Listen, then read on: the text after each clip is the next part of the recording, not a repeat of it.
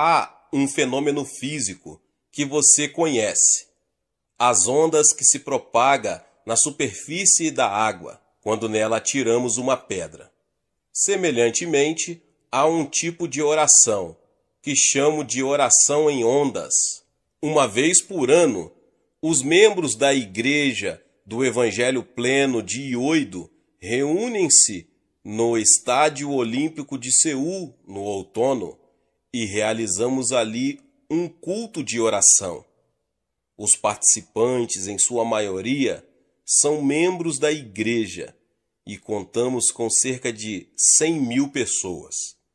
Se disséssemos apenas, vamos nos reunir a fim de orarmos juntos, nunca conseguiríamos orar intensamente durante uma hora. Reunir 100.000 cristãos num só lugar para orarem juntos não é fácil. Depois, porém, de termos introduzido o método denominado de oração em ondas, temos conseguido preencher com sucesso o nosso tempo de oração. Sem o emprego da oração em ondas, nossas reuniões de oração não poderiam continuar durante muito tempo. Em março de 1993, fizemos uma reunião de oração em Joanesburgo, num estádio, mas acabou sendo uma reunião de louvor, em vez de reunião de oração. Os organizadores da reunião procuraram induzir 30.000 pessoas a orar, mas não houve oração. Todos batiam palmas e se regozijavam muito no Senhor, mas dificilmente conseguiam orar durante mais que 5 ou 10 minutos. Queriam orar, mas não era fácil orar continuamente. Não é somente em Joanesburgo que isso acontece, pois viajo pelo mundo inteiro e vejo que a oração em conjunto, por um período considerável de tempo, é difícil. Mas ela se torna possível com o emprego da oração em ondas, e é por isso que esse tipo de oração é tão necessário. O que é a oração em ondas e como podemos orar segundo este método? Você deve começar pela área mais próxima, você mesmo em primeiro lugar. Então faça sua oração expandir-se para mais longe. A oração em ondas começa com você, porque você ora em favor da sua própria vida em Cristo. Você pede mais da sua graça e bênçãos e pelo atendimento das suas várias necessidades e problemas. Você deve orar a Deus com sinceridade a respeito das suas necessidades. Depois de ter orado a respeito de si mesmo, você passa a orar em favor dos seus íntimos, seu cônjuge, pela sua vida de fé ou suas necessidades e saúde. Você ora em seguida pelos seus filhos e pelos seus pais ou avós, se ainda vivem. Depois você ora pelos seus irmãos e irmãs, por suas necessidades pessoais. Depois de orar pelos seus familiares mais próximos, comece então a orar pelos demais parentes e pelos seus amigos. Peça a Deus que atenda às suas necessidades. Ore pela salvação e pelas muitas coisas de que necessitam. Ore para que a bênção do Senhor venha sobre eles. Depois de ter orado por eles, você poderá passar para o outro assunto: sua pátria, sua cidade, seus líderes e habitantes. Ore por todos os líderes da nação, pelo presidente e seus ministros, a fim de que venham a temer a Deus e cumprir fielmente os seus respectivos mandatos. Depois de orar pela pátria e seus patrícios, você poderá prosseguir e orar em prol das nações vizinhas. Os coreanos, por exemplo, oram em prol dos povos do Japão, da China, da Rússia e de outros países da Ásia. Oram pelos europeus, africanos, americanos e demais povos. Ao orarmos pela salvação de todos os povos da terra, estamos realmente apressando a segunda vinda do nosso Senhor Jesus Cristo. Para praticar este método da oração em ondas, prepare de antemão uma agenda ou lista com os nomes das pessoas ou os assuntos que devem ser objeto de oração e distribua às pessoas que vão orar para que haja o máximo aproveitamento. O pastor ou o líder no púlpito poderá dirigir esse tipo de reunião de oração com eficácia e o povo o atenderá. Ele pode, por exemplo, pedir à congregação assim: oremos primeiramente pelas nossas próprias necessidades durante 5 minutos. Em seguida, oramos pelos nossos familiares. Depois disso, oremos pela nossa nação e assim por diante. Uma vez que o pastor determinou os assuntos e o período de tempo determinado a cada um deles, deverá manter a ordem combinada, a fim de que todos possam orar juntos de um só coração dessa maneira. Se usarmos esse método de oração em ondas e observarmos o tempo determinado para cada área de petição, as pessoas não somente se reunirão para orar, mas também conseguirão orar durante 1 hora ou ainda mais. Para uma reunião de oração em massa, que consiste em centenas de pessoas, o método da oração em ondas é altamente recomendável. Deus abençoe a vida dos irmãos que ouviram essa palavra. Talvez você chegou aqui pela primeira vez e ainda não é inscrito aqui no canal. Se inscreva no canal e ative o sininho das notificações. Todos os dias são postados vídeos abençoados aqui no canal para te abençoar. Deixe também o seu like. Não esqueça de compartilhar esta palavra com mais pessoas. Nos vemos nos próximos vídeos. Amém. Pelo modo como Deus nos criou, estamos sempre querendo saber a razão das coisas, ou qual o benefício que nos trarão, para que nos sintamos motivados a realizá-las. E embora talvez não gostemos disso, não é fácil mudar essa nossa maneira de ser. Se tivéssemos percepção dos benefícios que a oração pode trazer, estaríamos orando muito. O incentivo opera com base no desejo. Para uma pessoa orar, ela precisa aprender a querer orar. Para chegarmos a orar de forma como a Bíblia determina que oremos, temos que cultivar um grande desejo de orar. E como se pode cultivar um forte desejo de orar? É a pergunta nessa noite, meus irmãos e irmãs. Precisamos enxergar claramente os benefícios temporais e eternos da oração. Examinando a palavra de Deus, a Bíblia Sagrada, encontramos orações poderosas. Vemos Moisés no seu ministério, um homem que tinha grande poder em oração e possuía uma forte autoridade para falar não somente aos inimigos de Deus, mas também ao povo dele. Foi pela oração dele que o Egito foi assolado por pragas. Pela sua oração, o Mar Vermelho se abriu diante de Israel. E como ele conseguiu esse poder na oração? Ele simplesmente cultivou uma vida de oração. Josué foi outro que viu a mão de Deus operar poderosamente através dele e de seu ministério. Ele sabia qual era a vontade de Deus e suas estratégias para as batalhas. E foi assim que cidades fortificadas caíram diante de seu exército, um exército todo construído de homens destreinados. Como Josué conseguiu tanto poder junto a Deus? Ele aprendera a orar. Enquanto Moisés estava no monte, ele passava a noite no sopé da montanha, em oração também. E quando Moisés morreu, Deus já contava com um líder treinado, que estava familiarizado com a oração. Davi também foi um homem dedicado à oração.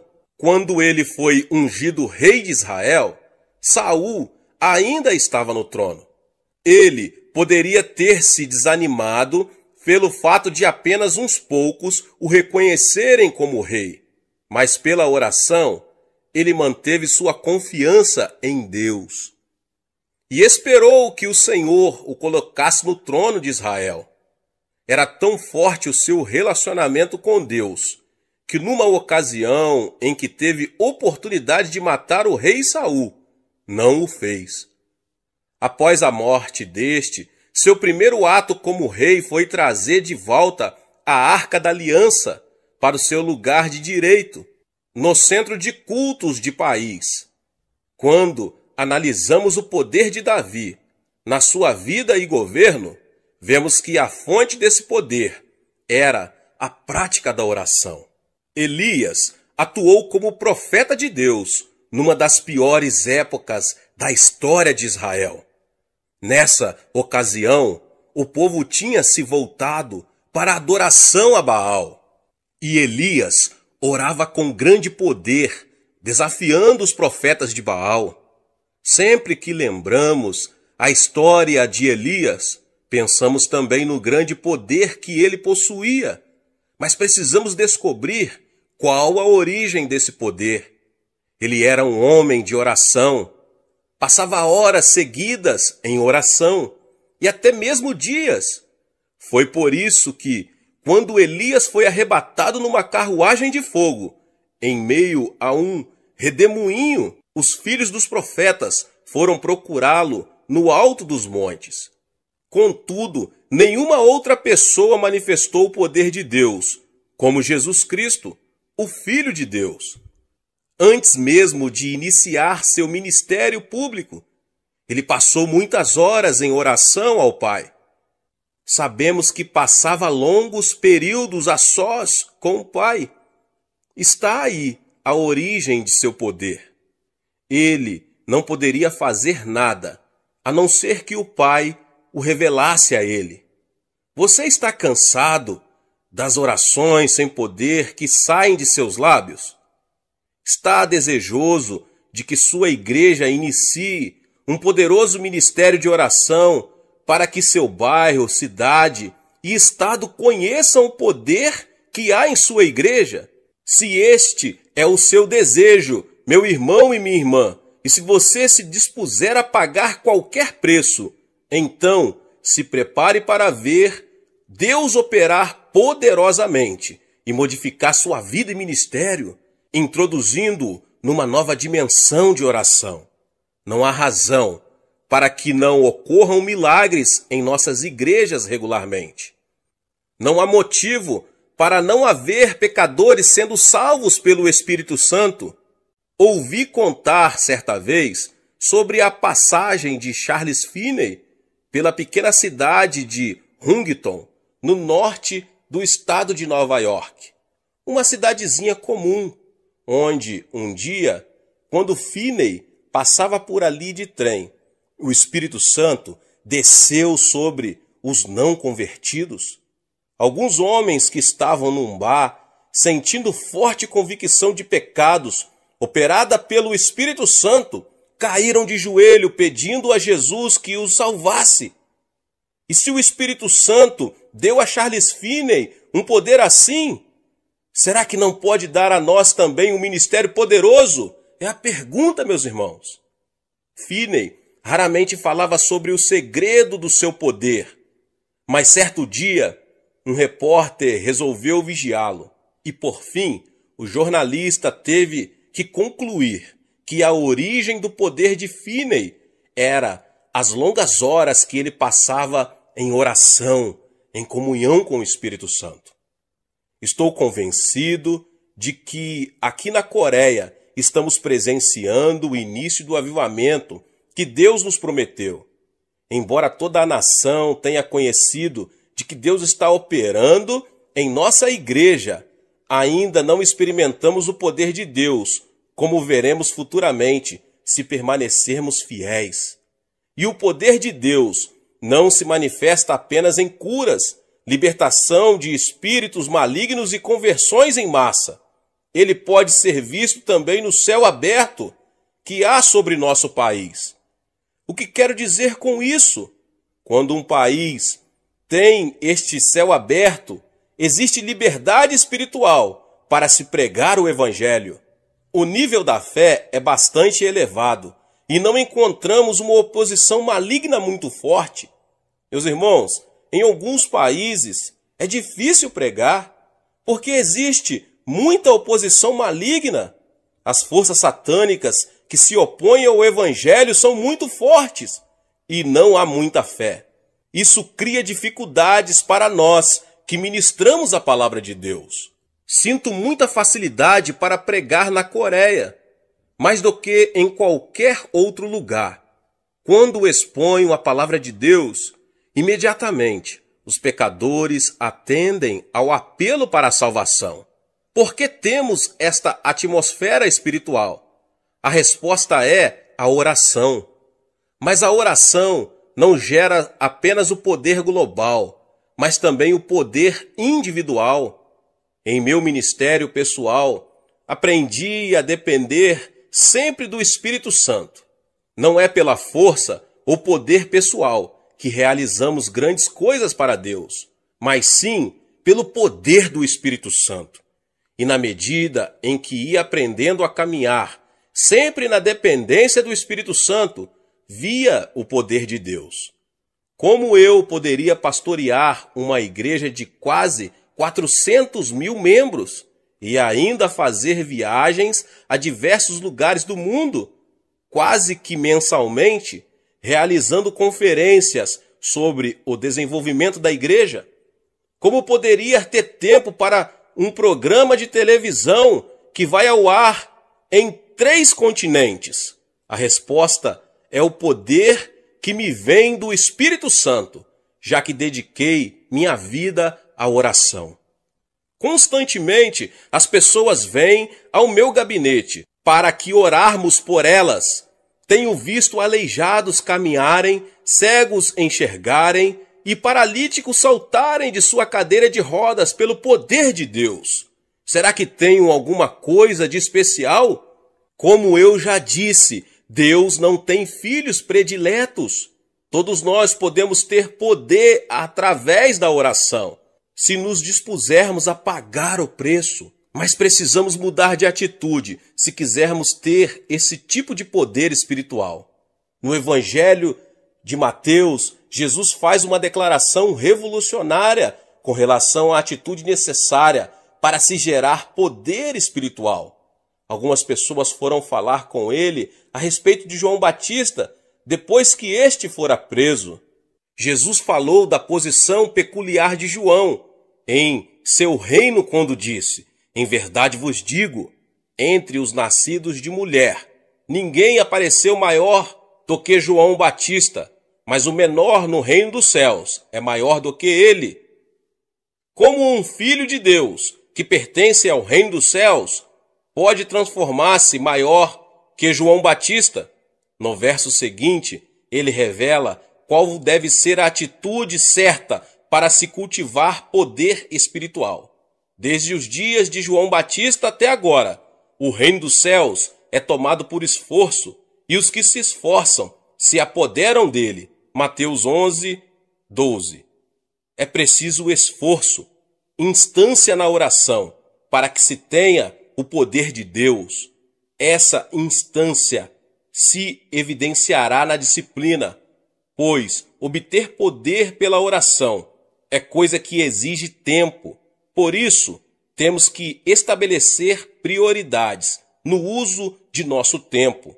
As coisas como se aglomeram ao nosso redor, impedindo-nos de dedicar à oração o tempo necessário para o cultivo do poder espiritual.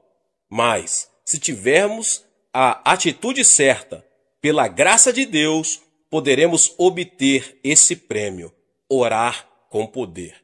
Deus abençoe a vida de cada um dos irmãos que ouviram essa palavra. Se você ainda não é inscrito no canal, se inscreva no canal, ative o sininho das notificações para você não perder os vídeos que são postados aqui no canal todos os dias. Deixe o seu like e não esqueça de compartilhar com as pessoas que você mais ama. Nos vemos nos próximos vídeos. Amém. Olá, meus irmãos e irmãs. Sejam bem-vindos ao canal Vinícius Siqueira. E se você ainda não é inscrito aqui no canal, se inscreva aqui no canal e não esqueça de ativar o sininho das notificações.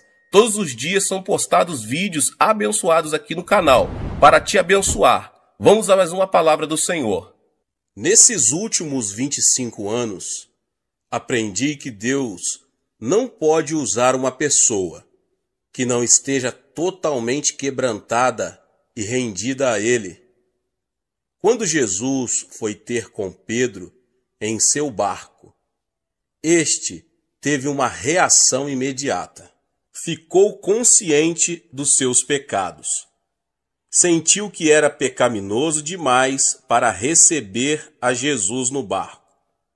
Depois de haver negado a Cristo 3 vezes, ele foi quebrantado pelo perdão e graça de Cristo, obtendo a oportunidade de pregar o primeiro sermão da história da igreja.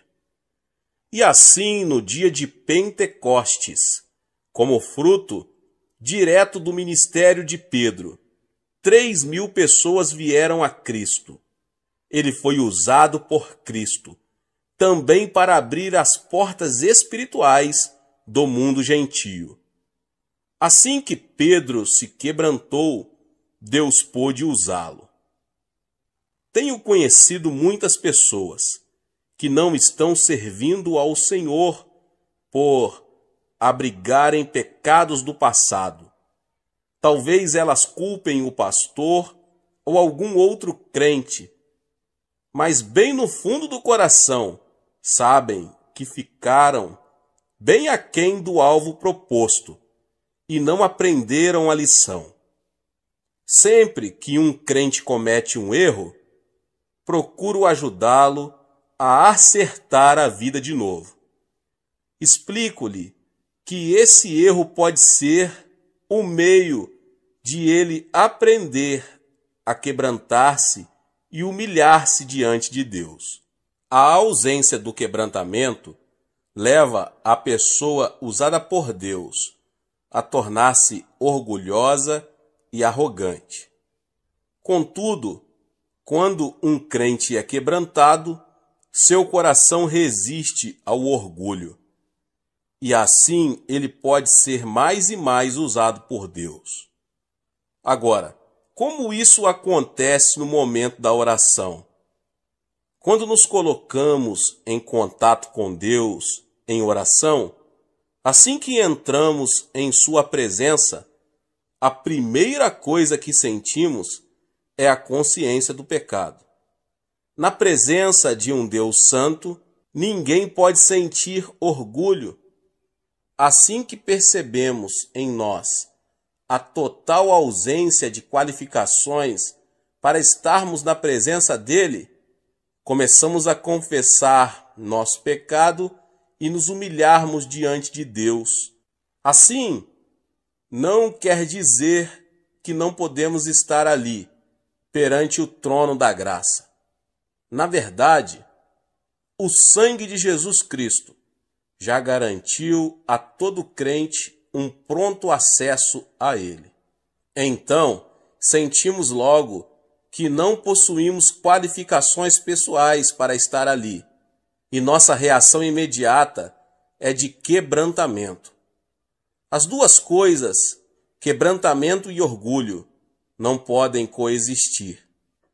O mais notável é que quando entramos na presença de Deus, tornamo-nos conscientes de reações, atitudes e atos que talvez até tenhamos esquecido. Assim como Pedro não podia suportar a presença de Cristo em seu barco, devido ao reconhecimento de seu próprio pecado, assim também nós, diante de sua santa presença, tornamo-nos conscientes de nossa profunda carência espiritual. A reação natural seguinte, quando estamos na presença de Deus, é o desejo de sermos perdoados de nossos pecados. Isso acontece comigo. Eu posso ter praticado um ato insignificante sem o perceber. Contudo, assim que inicio meu momento de oração, o Espírito Santo me mostra aquele ato e começo a desejar o perdão da libertação. Alguém pode achar que isso é muito difícil, mas vamos nos lembrar de que agora temos um renovado desejo de orar. Agora exercitamos um tipo de esforço contra a carne e o orgulho. Estamos aprendendo a andar no Espírito suave e respeitosamente. Nesse momento, eu gostaria de dar mais ênfase à importância de se andar respeitosamente com o Espírito Santo, pois o Espírito Santo é um ser nobre. Quando vivemos perante o Espírito Santo em respeito, acostumamo-nos à constante presença do Senhor. E essa presença constante do Senhor efetuará duas mudanças muito importantes. A primeira é quebrantamento e a segunda é submissão. Mas antes de examinarmos as Escrituras para ver os exemplos bíblicos de quebrantamento e submissão, quero narrar minha experiência pessoal com relação a essas importantes atitudes. Deus nunca escolheu pessoas perfeitas para realizar sua perfeita vontade. Isso está claro quando vemos que ele escolheu pessoas como Jacó e o rei Davi. Isso fica claro também quando ele me escolheu. Minha inclinação natural é de seguir meu próprio caminho. Contudo, nem sempre os caminhos do Senhor são os meus caminhos. Então, um dos dois tem que ceder. Assim sendo, meu papel é sempre ceder à orientação do Espírito Santo, que me foi dado para me guiar e dirigir nos caminhos de Deus. O Espírito Santo é o Consolador. Então, este Consolador pode deixar-nos bem incomodados, se não estivermos dispostos a seguir nos caminhos de Deus. E como o Espírito Santo consegue nos manter obedientes ao Pai Celestial, mantendo-nos quebrantados. Para que uma pessoa seja quebrantada, primeiro é preciso que ela esteja inteira. Quando Deus escolheu Davi, ele era íntegro em si mesmo. Poderia ter sido um excelente pastor a cuidar do rebanho de seu pai. Contudo, Deus tinha mais para ele. Ele seria o próximo rei de Israel. Mas não era só isso, seria também profeta. Suas profecias dariam as mais claras indicações da obra que o Messias realizaria. Mas ele não seria apenas rei e profeta, seria também sacerdote. Ninguém, além do sumo sacerdote, poderia entrar na presença de Deus no tabernáculo. E, no entanto, Davi entrou na santa presença e não morreu. Davi foi um perfeito tipo de Cristo, como rei, profeta e sacerdote. Quando analisamos a vida de Davi, vemos que ele cometeu o mais horríveis pecado. Ele cometeu adultério e assassinato. Embora Davi tenha pagado pelo seu pecado e ainda está pagando, pois as pessoas ainda fazem menção de seu erro, a advertência de Naamã serviu para que ele deixasse de seguir seu próprio caminho. Isso não quer dizer que nós também temos que pecar para sermos quebrantados.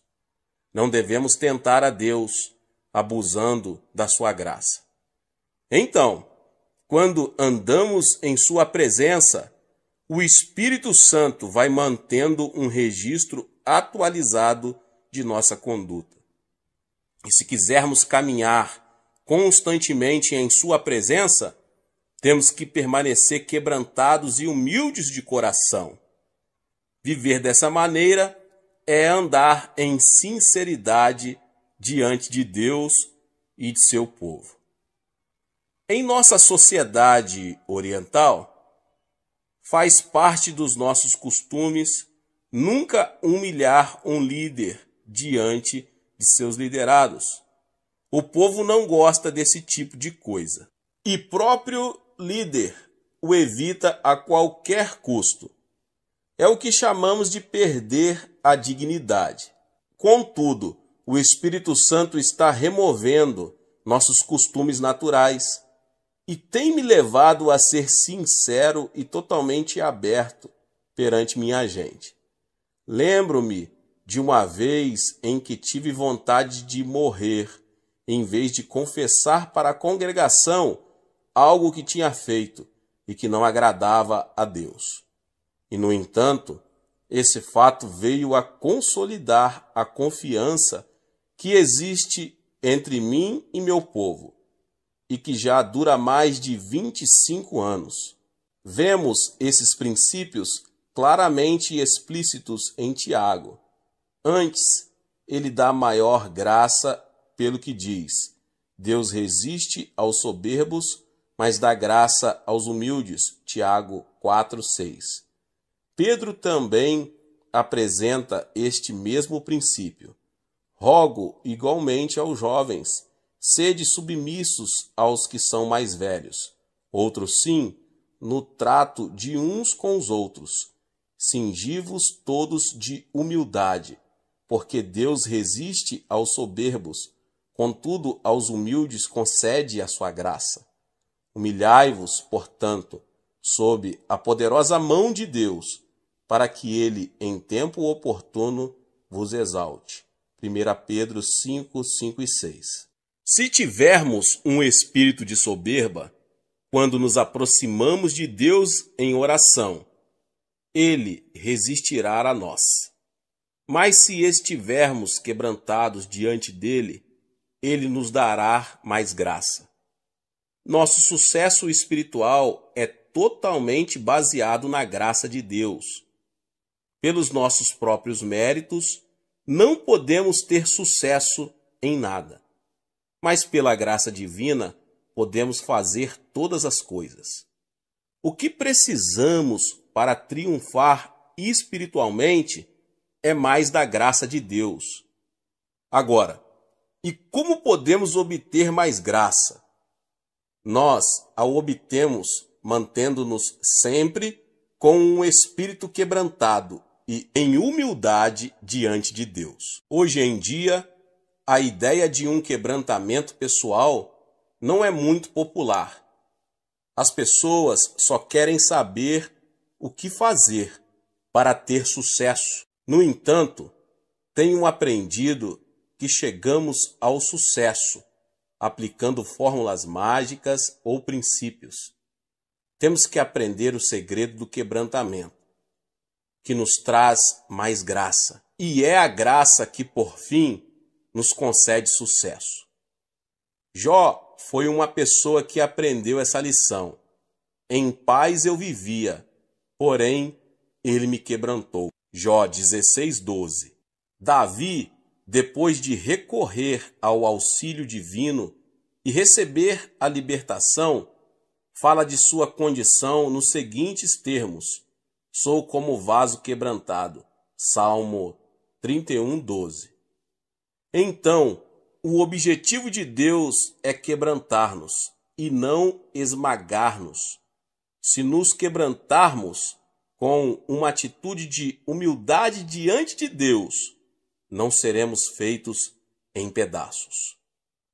Num texto de Mateus, Jesus faz uma distinção clara entre ser quebrantado e ser esmagado. Perguntou-lhes Jesus: Nunca lestes nas Escrituras? A pedra que os construtores rejeitaram, essa veio a ser a principal pedra angular. Isto procede do Senhor e é maravilhoso aos nossos olhos? Portanto, vos digo que o reino de Deus vos será tirado e será entregue a um povo que lhe produza os respectivos frutos. Todo o que cair sobre esta pedra ficará em pedaços, e aquele sobre quem ela cair ficará reduzido a pó. Mateus 21, 42 ao 44. Para entendermos o princípio do quebrantamento, temos que analisar bem a comparação que aqui é feita. Cristo é a pedra angular do templo espiritual, a igreja. Neste contexto, o termo igreja não se aplica apenas ao corpo de crentes que foi formado no dia de Pentecostes. Aqui, ela representa todo o povo de Deus desde o seu início. Na ocasião em que Jesus profere estas palavras, registradas em Mateus 21, o povo de Deus era representado pela nação judaica. Jesus Cristo constitui a parte mais importante desse edifício, cujas pedras são os membros. Ele é a pedra angular, isto é, a pedra que mantém unido o prédio. O plano de Deus era ter um edifício espiritual que pudesse conter sua glória de maneira correta. Mas, ao rejeitar o Messias, Israel perdeu o direito de se ter este edifício espiritual. Por isso, Deus está edificando um novo prédio por meio da igreja. Cada um de nós é uma pedra viva desse templo espiritual. Quando somos salvos e retirados do mundo, tornamo-nos essas pedras que precisam ser lavradas para que possam atuar em harmonia com a vontade de Deus. Quando um construtor edifica um prédio de pedras, ele dedica muito tempo à preparação das pedras, dando a cada uma sua forma própria para que se encaixe no lugar certo. Se houver uma pedra muito difícil de ser preparada, ou se essa pedra se recusa a ser trabalhada para ganhar a forma certa, não tem valor para o construtor. O quebrantamento a que Deus nos submete não tem por objetivo aniquilar-nos, mas preparar-nos de forma a sermos devidamente usados por Ele, para os fins aos quais Ele nos destinou. Se resistirmos aos propósitos de Deus, o resultado é o esfalecimento, ou melhor, tornar-se inútil no plano geral de Deus. Então, é muito importante que vivamos em quebrantamento diante de Deus. Contudo, gostaria de reiterar aqui que isso não significa viver em fracasso ou cultivar uma imagem própria negativa. Lembremos que foi Deus quem nos escolheu. Somos muito importantes. Então, à medida que vamos aprendendo a viver na presença do Espírito Santo em oração, iremos cultivando, como um fruto natural dessa vivência, uma atitude de quebrantamento, pela qual Jesus, o construtor, pode completar sua obra em nossa vida.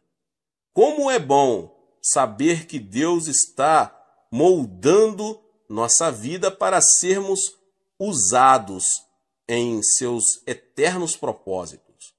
Que paz gozamos quando compreendemos que todas as coisas operam no sentido de um objetivo eterno. Nada acontece por acaso. tudo opera para o nosso bem eterno. Glória ao Deus vivo. Depois do quebrantamento, vem a submissão, junto com uma rendição incondicional de nosso ser a Deus, vem uma total submissão à sua vontade. E eu gostaria de salientar bem aqui que isso não implica assumir uma atitude passiva.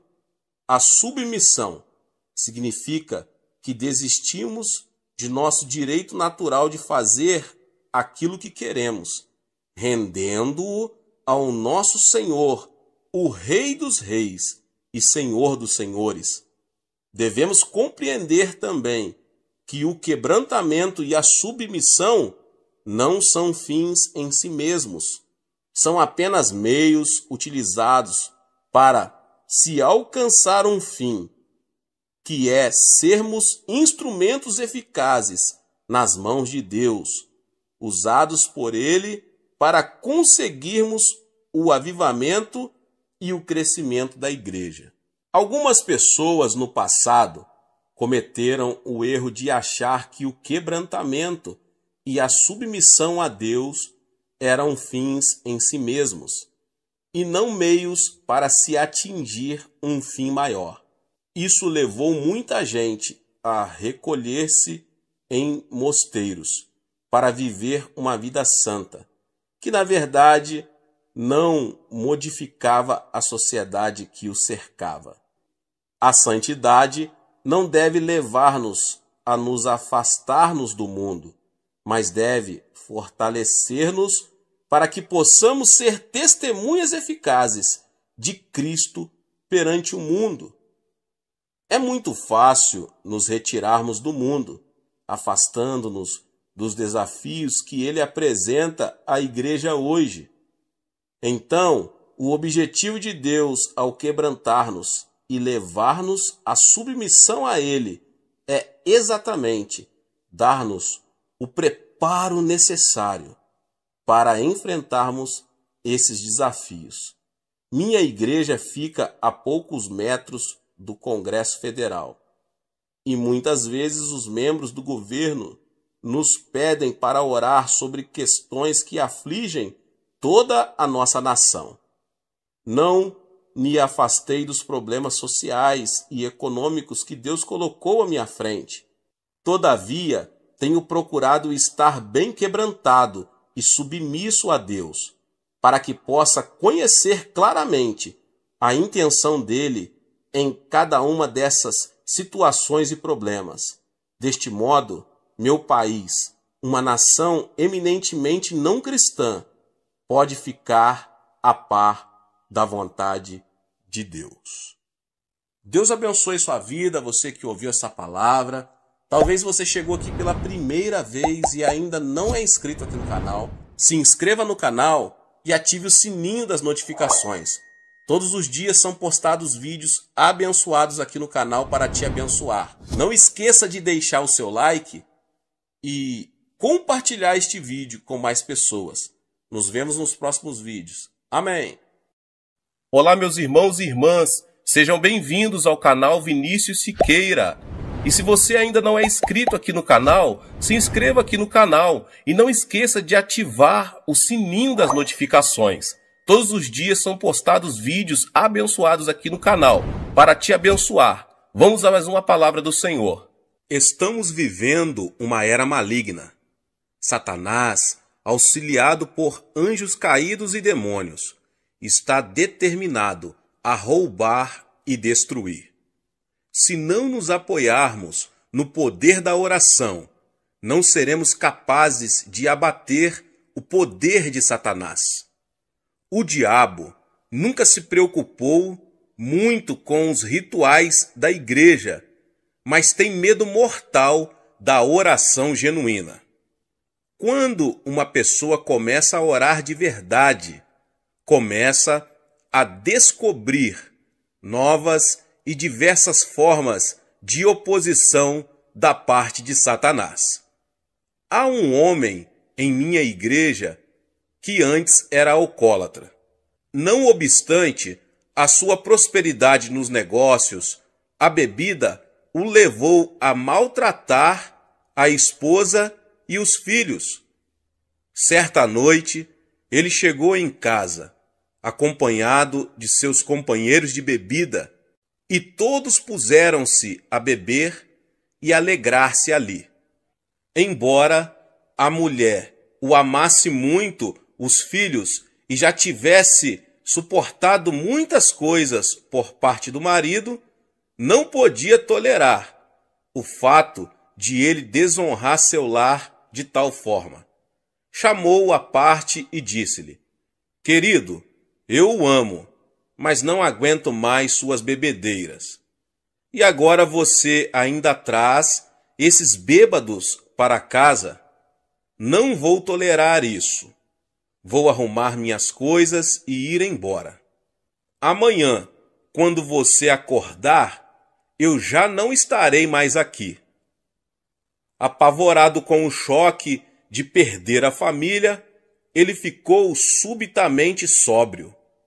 Como sua esposa era uma crente muito dedicada, ele se ajoelhou ali diante dela e começou a orar: Senhor, liberta-me desse terrível demônio do álcool. Pensando que o marido, além de embriagado, estivesse zombando de sua religião, a mulher ficou mais indignada. Ele já tentara diversas vezes libertar-se daquele vício, mas sem o conseguir. Agora que a esposa ameaçava abandoná-lo, estava ainda mais desesperado.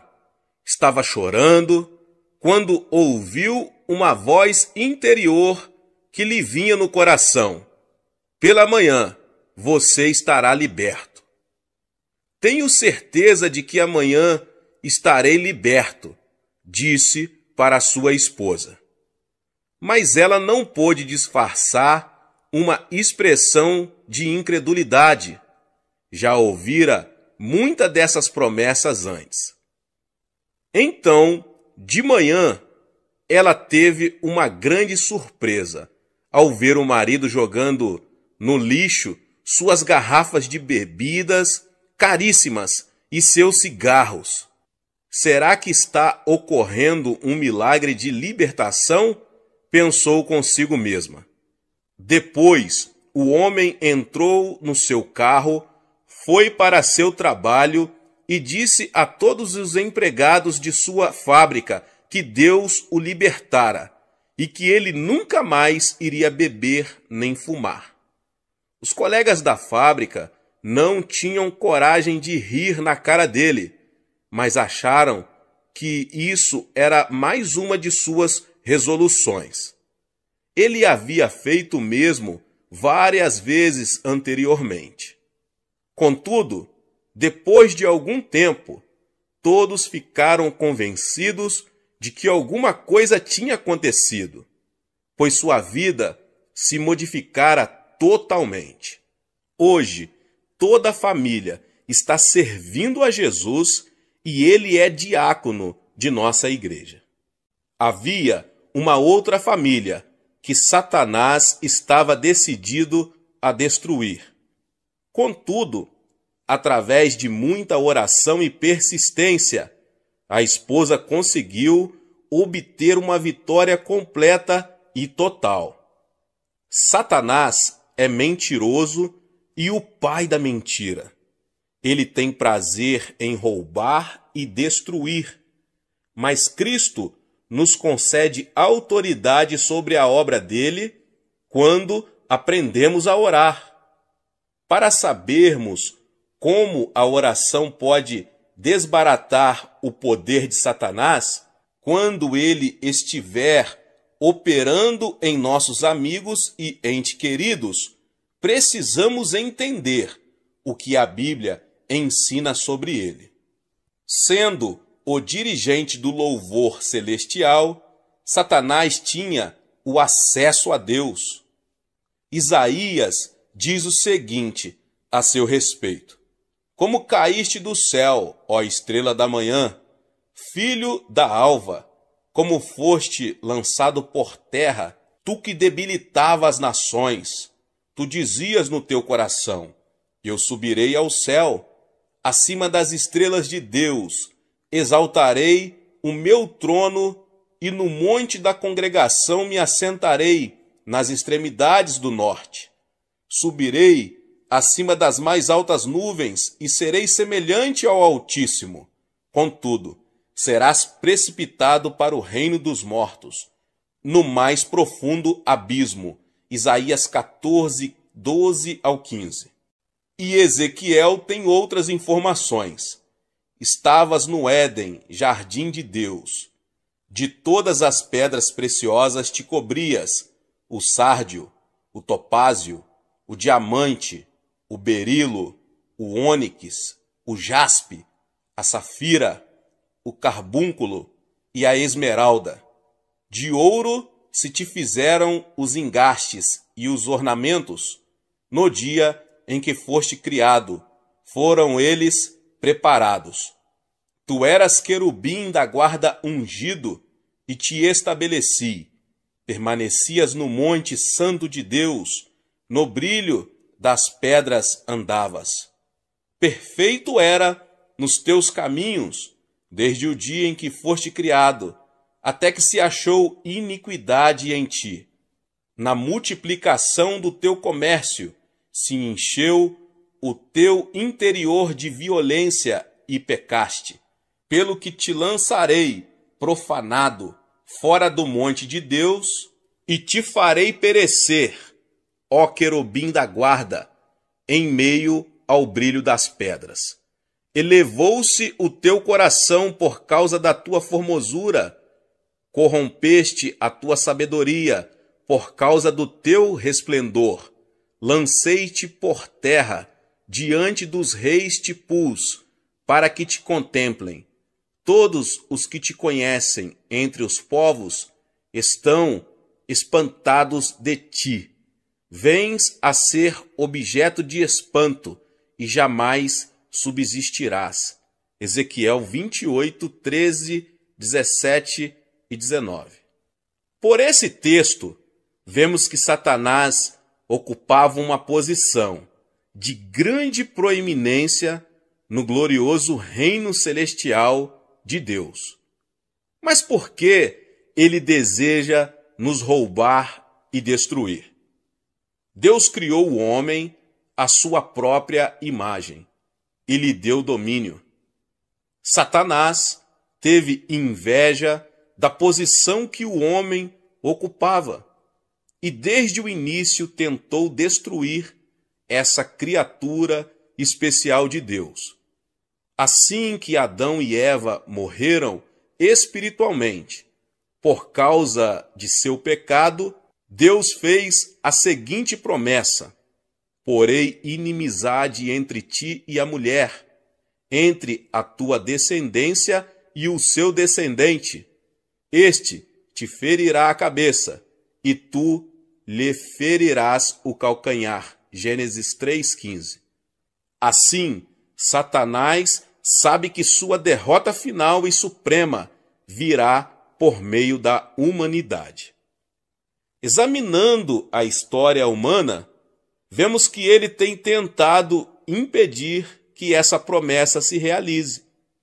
Primeiro, ele tentou corromper a raça humana. Como se foram multiplicando os homens na terra e lhes nasceram filhas, vendo os filhos de Deus que as filhas dos homens eram formosas, tomaram para si mulheres, as que entre todas mais lhe agradaram. Então disse o Senhor: o meu espírito não agirá para sempre no homem, pois este é carnal, e os seus dias serão 120 anos. Ora, naquele tempo havia gigantes na terra, e também depois, quando os filhos de Deus possuíram as filhas dos homens, os quais lhes deram filhos. Estes foram valentes, varões de renome na antiguidade. Viu o Senhor que a maldade do homem se havia multiplicado na terra e que era continuamente mal todo o desígnio do seu coração. Então se arrependeu o Senhor de ter feito o homem na terra, e isso lhe pesou no coração.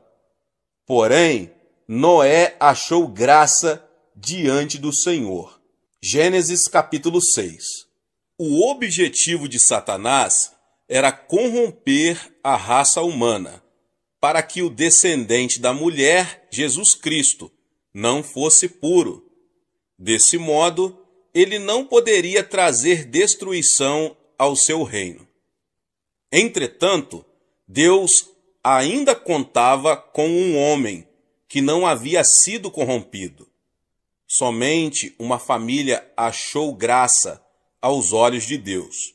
Assim, Noé foi o meio pelo qual toda a raça humana se salvou de uma destruição total e completa.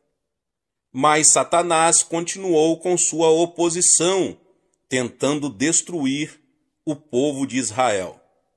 Depois fez tentativas para destruir o Cristo menino. Por fim, fez com que o Filho de Deus fosse pendurado numa cruz.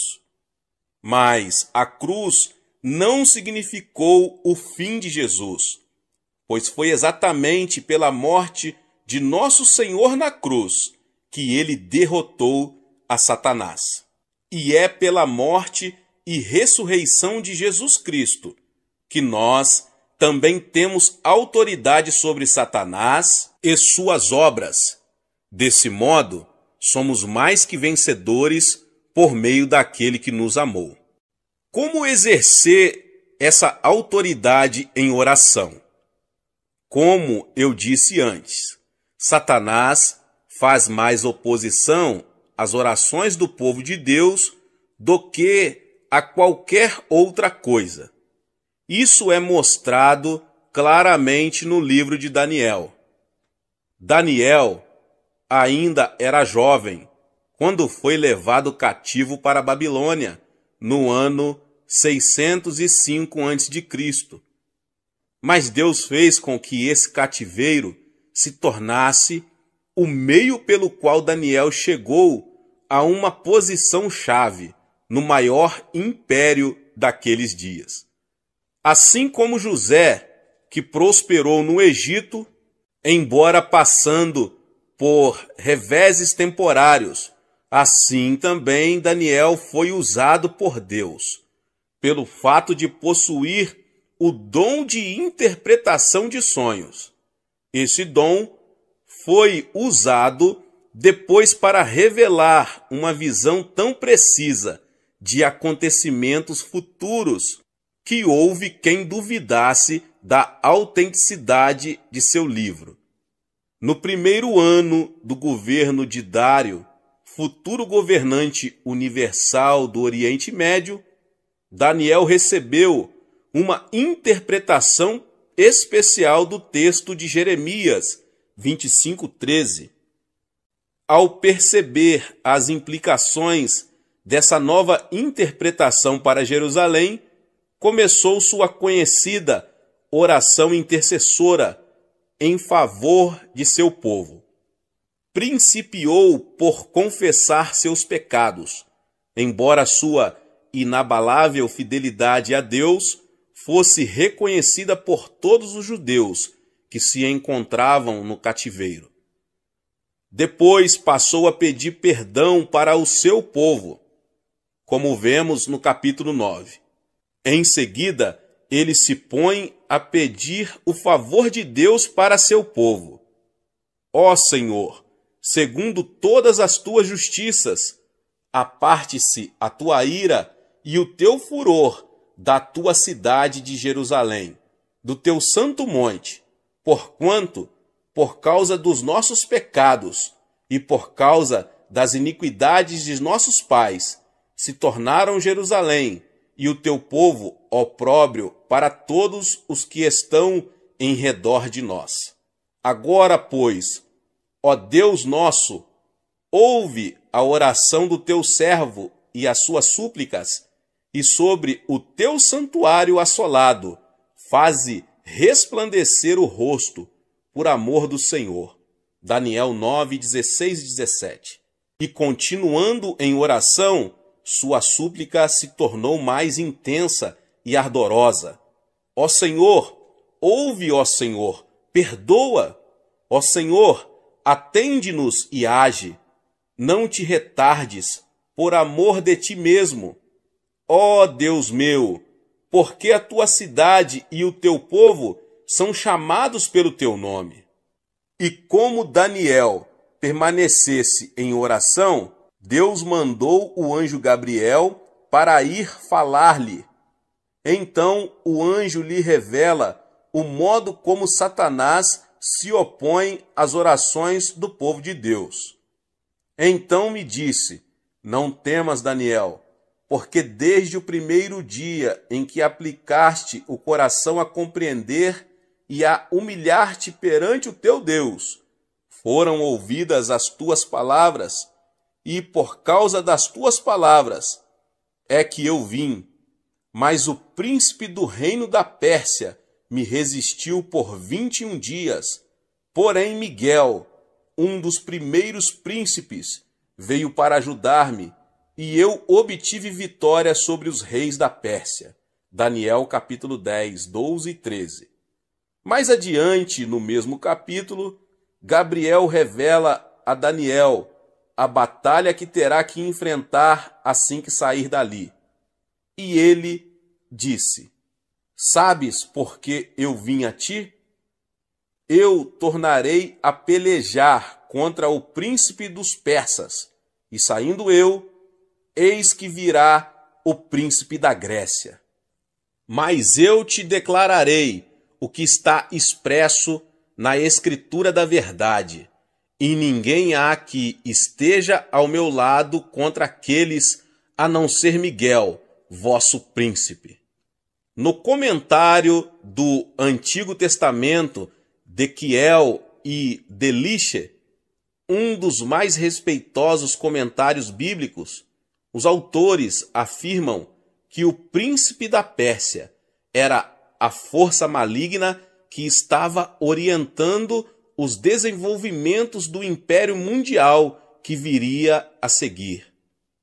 Gabriel fora mandado por Deus até Daniel, mas os príncipes de Satanás, os anjos caídos, guerreavam contra o mensageiro de Deus. Já que Satanás não queria que a oração de Daniel fosse atendida, o arcanjo Miguel foi então chamado a acudir Gabriel nessa batalha. Daniel jejuou e orou durante 21 dias. Foi esse o tempo necessário para as forças espirituais de Deus derrotarem os anjos caídos. Em Zacarias 3, encontramos um verso em que o Senhor diz o seguinte a Satanás: o Senhor te repreenda, ó Satanás. Sim, o Senhor, que escolheu a Jerusalém, te repreenda. Não é este um tição tirado do fogo?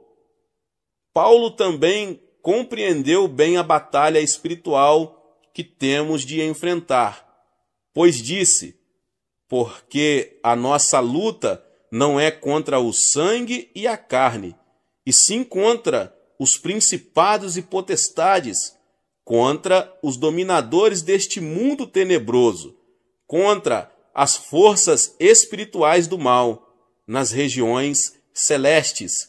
Efésios 6,12. Para vermos isso tudo sob uma perspectiva mais clara, temos que compreender bem a realidade espiritual, isto é, a realidade do que domino, a quarta dimensão.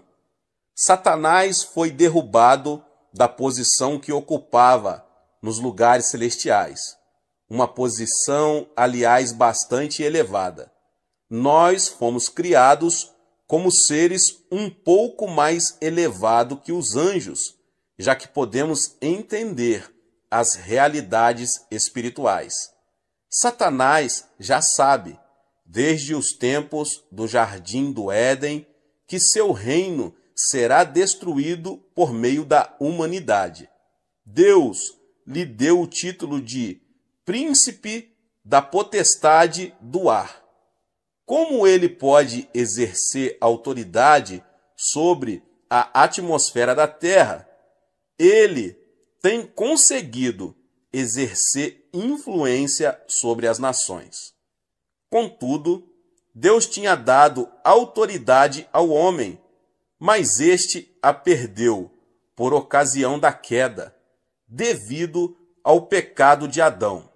Entretanto, nunca houve uma época em que não houvesse uma testemunha de Deus no mundo.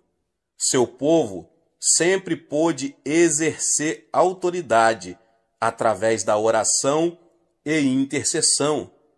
Depois, Cristo veio ao mundo e permitiu que os homens o julgassem e crucificassem. Contudo, pela sua vida sem pecado, sua morte propiciatória na cruz e sua gloriosa ressurreição, ele ficou com as chaves da morte e do túmulo e recebeu toda a autoridade. Mateus 28, 18. E hoje, temos diante de nós a ordem de ir ao mundo todo e fazer discípulos de todas as nações para o reino de Deus. E essa ordem é fundamentada pelo fato de que Cristo conquistou toda a autoridade no céu e na terra. Quando aprendemos a orar no Espírito Santo e entendemos que recebemos autoridade espiritual, podemos imobilizar as forças de Satanás que atuam numa pessoa, em comunidades e até em nações. Entretanto, Satanás, que é um mentiroso e pai da mentira, tenta convencer-nos de que ele está no controle de tudo. Mas quando aprendemos a jejuar e orar e exercitar nossa legítima autoridade espiritual, Satanás e suas hostes são obrigados a se renderem à vontade de Deus. Como é essencial que conheçamos e compreendamos a importância da oração. Mas se não aprendermos a orar, não haverá meios de vermos a vontade de Deus realizada em nossa vida e ministério. Contudo, como já afirmei anteriormente, primeiro precisamos ter o desejo de orar. Nosso problema é que pensamos muito sobre a oração, lemos muita coisa a respeito dela e até recebemos instruções acerca da oração, mas não oramos. Chegou a hora de compreendermos que a oração é a fonte do poder. Chegou a hora de permitirmos que o Espírito Santo opere em nós um novo quebrantamento e submissão a Deus. Chegou a hora de aprendermos a exercitar nossa autoridade espiritual, procurando impedir a oposição de demônios. Chegou a hora de orarmos. Glória a Deus. Deus abençoe a sua vida, você que ouviu essa palavra. Talvez você chegou aqui pela primeira vez e ainda não é inscrito no canal. Se inscreva no canal e ative o sininho das notificações. Todos os dias são postados vídeos abençoados aqui no canal para te abençoar. Deixe o seu like e não esqueça de compartilhar esta palavra com mais pessoas. Amém.